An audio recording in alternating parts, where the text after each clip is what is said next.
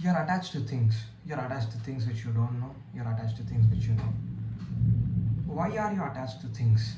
What does being attached to things mean?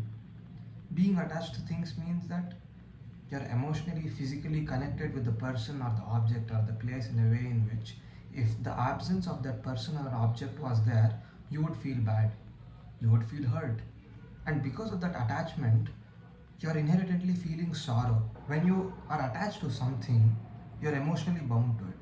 And when you're emotionally bound to it, you will feel sorrow. And you have to understand what is the cycle here. You have attachment, and because of that attachment, you get sorrow, and because of that sorrow, you become delusional. Let me break this down.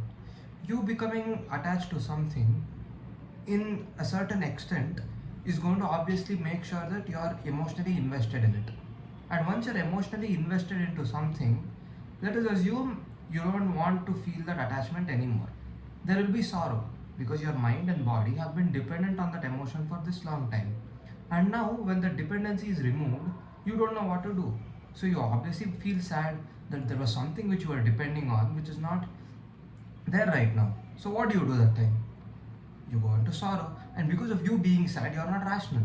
And if you are not rational, you won't make correct decisions. And because of you not making correct decisions, you'll end up becoming delusional. Now, let us break it down. I have myself been in many situations where I have been attached to many people and many things which have brought me a lot of sorrow.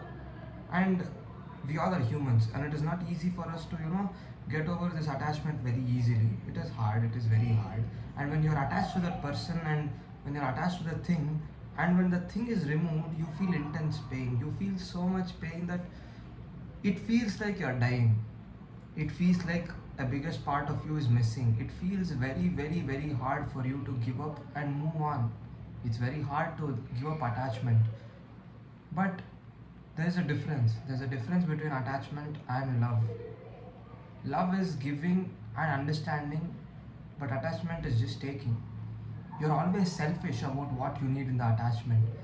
Attachment is more about what I want, what can I take. You don't care about what the other person needs, you don't care about what the relationship needs. It is just you, you, you.